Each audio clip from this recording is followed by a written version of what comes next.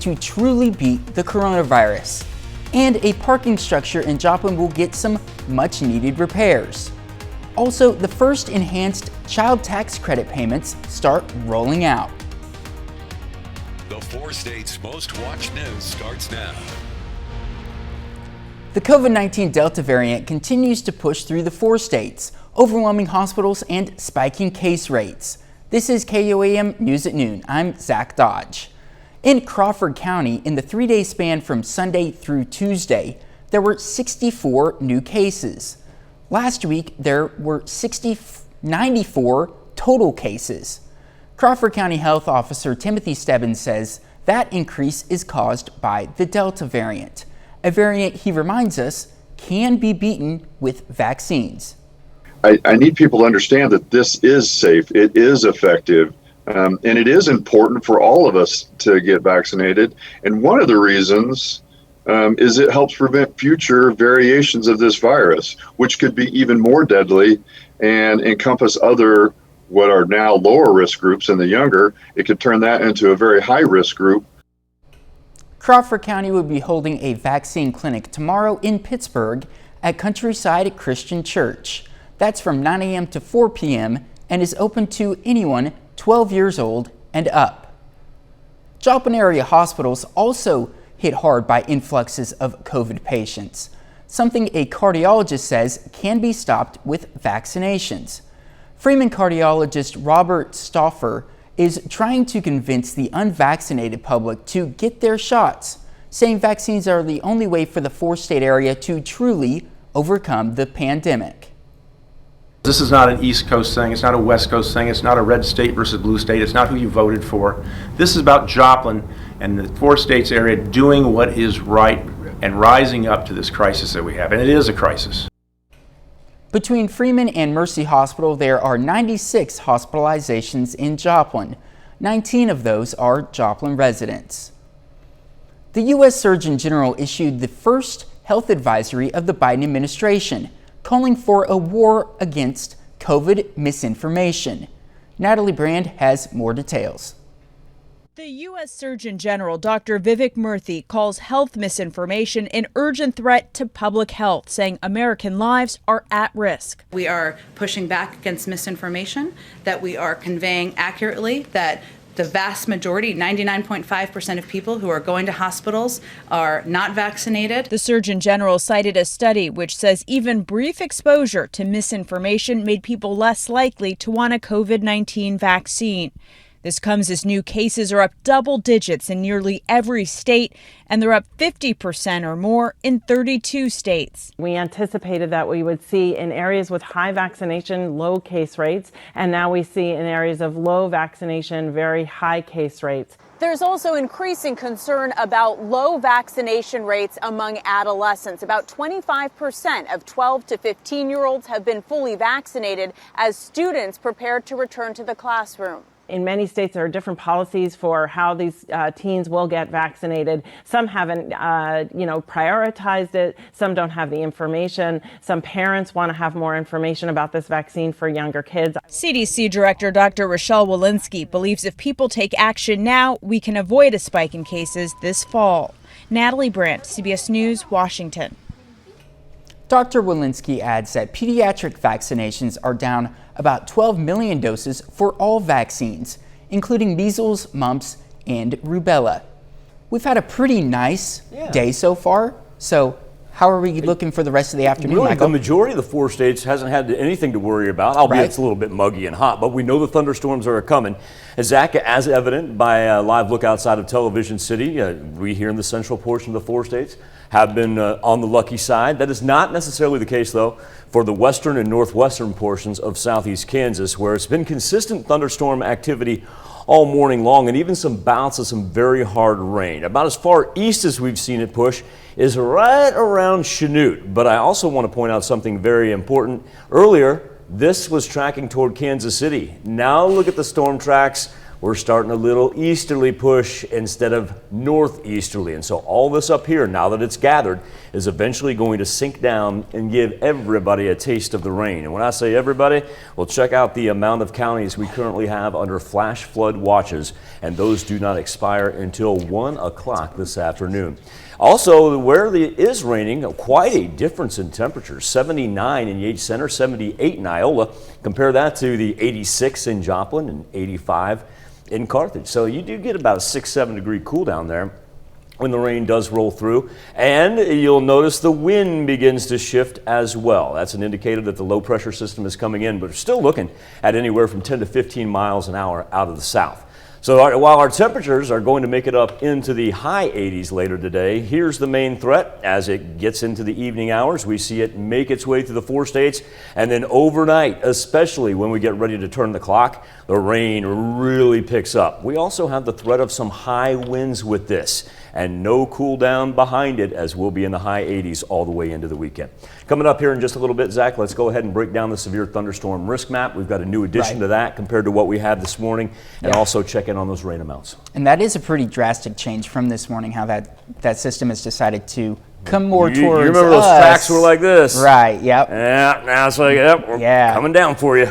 Right, but we'll check back in with you here in just a little bit, Michael. Gotcha. Thanks.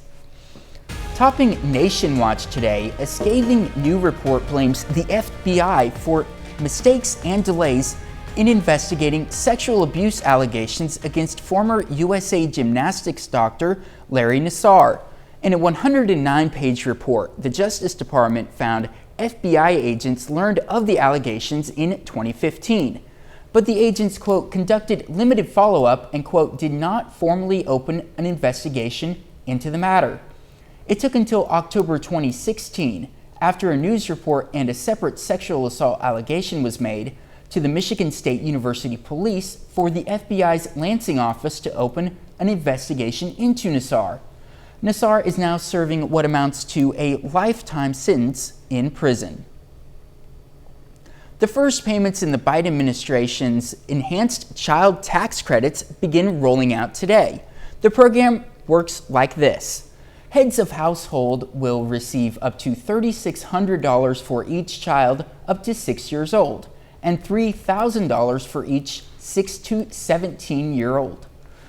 Half of that credit can be claimed when filing income taxes for the year, but the other half will be paid in monthly installments from now through the end of the year. Those payments can be up to $300 per month for kids under 6 and $250 a month for kids up to 17. The amount of the credit goes down for people earning over $112,000 and households making more than $150,000. That's a look at today's top stories and weather in our first 7 minutes. Up next on KOAM News at Noon, we'll hear why an Illinois teen was forced to shut down a lemonade stand and how that led to a new law being named after her. And later, we get the latest summertime recipe out of the Mr. Food Test Kitchen. Many consider a lemonade stand a rite of passage for a child, but it was not legal in parts of Illinois until now.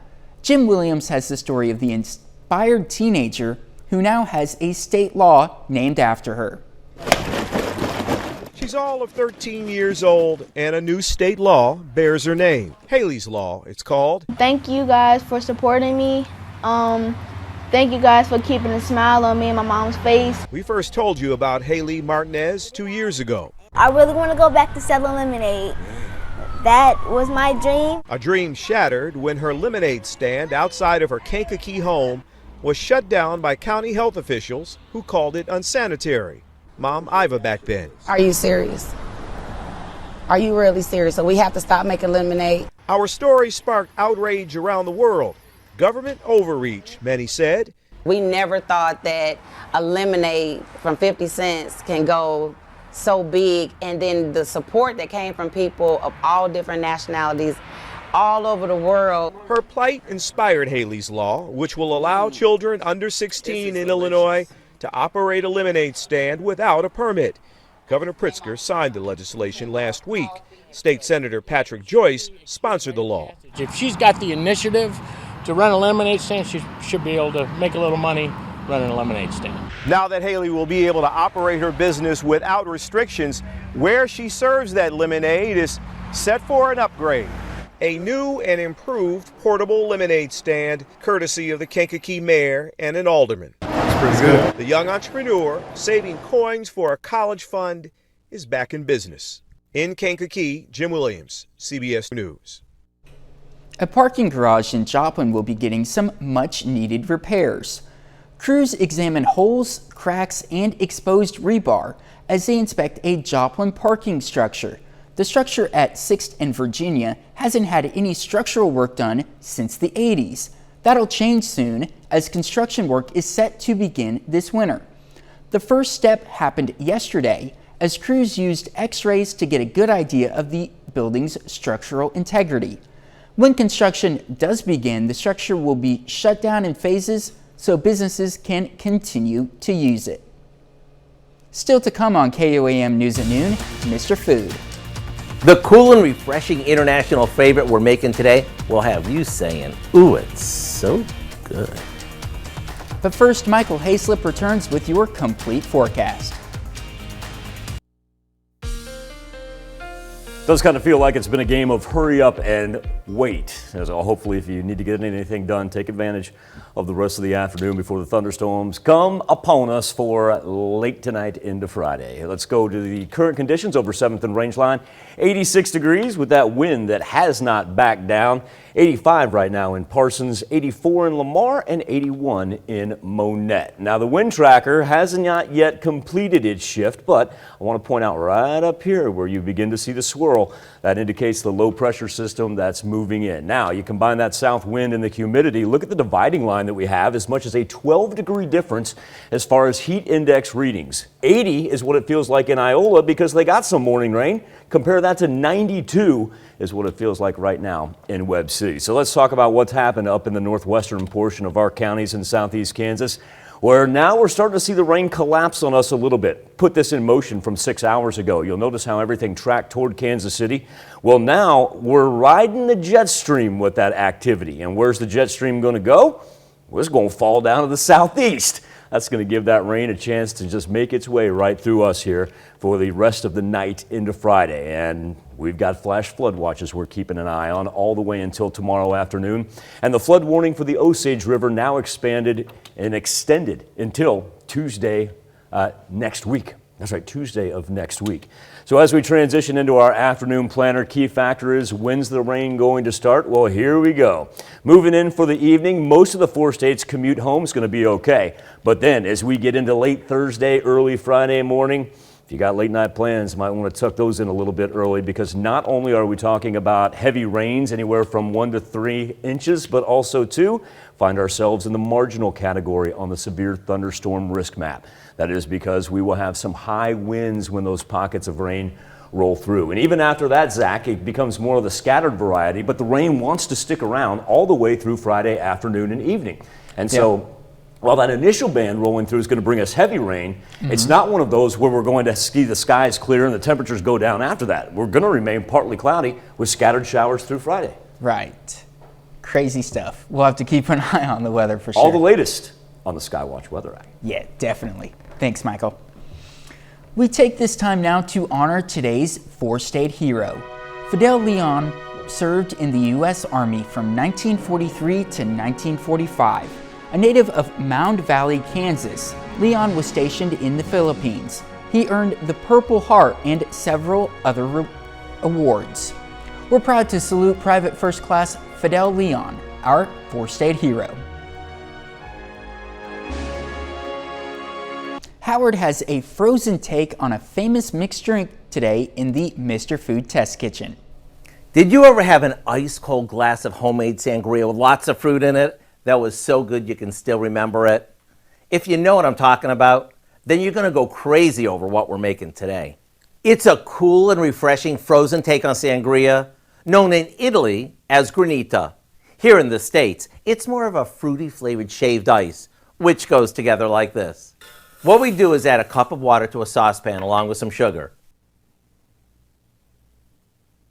After that dissolves, we add some grape juice,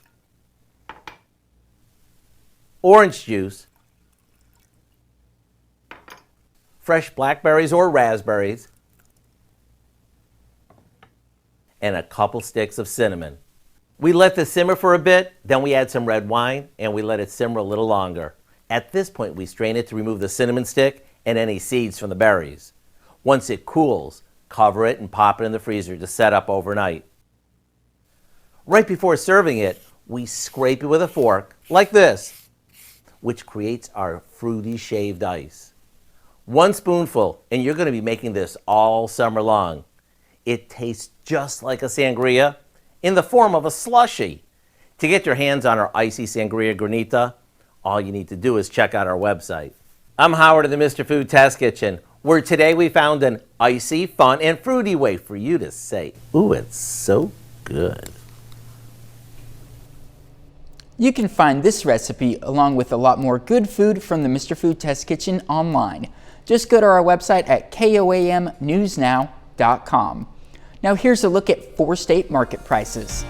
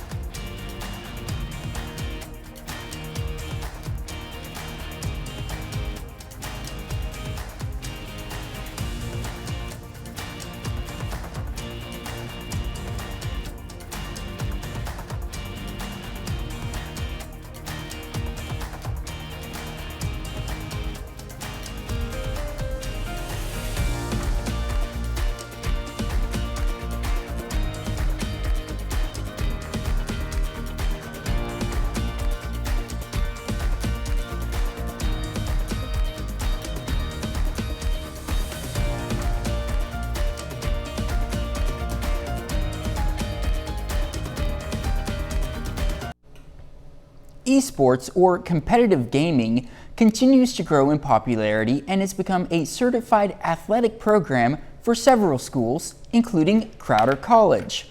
Crowder hosted a day camp where current student athletes worked one-on-one with kids in order to get the next generation of esports students ready. Crowder College's esports program started in 2019 and has seen rapid growth every year. Good evening to stay home and play some video games. Yeah. Right, yes it will. We got right. Got rain still coming down the northwestern portion of southeast Kansas right now. And remember, the majority of the 4 states remains under a flash flood watch all the way until tomorrow afternoon. We're looking at anywhere from 1 to 3 inches of rain by the time we're said and done. Also, too, overnight, be prepared for some high wind gusts, possibly 50 miles an hour. Glad I mowed my lawn this morning. Right. Here's what's coming up at 5. Tonight, sunscreen recall for Johnson & Johnson products. The company is voluntarily recalling aerosol sunscreen products after internal testing found low levels of benzene in some samples. Plus, a mega church in Joplin endorses and hosts a vaccine clinic as church leaders urge residents to get vaccinated. And Wilson County, Kansas health officials talk about the increased hospitalizations and strain on the community hospital. Hope you join us for those stories, a lot more. KOAM News at 5. And thank you for joining us for KOAM News at noon. We'll see you right back here at 5 o'clock.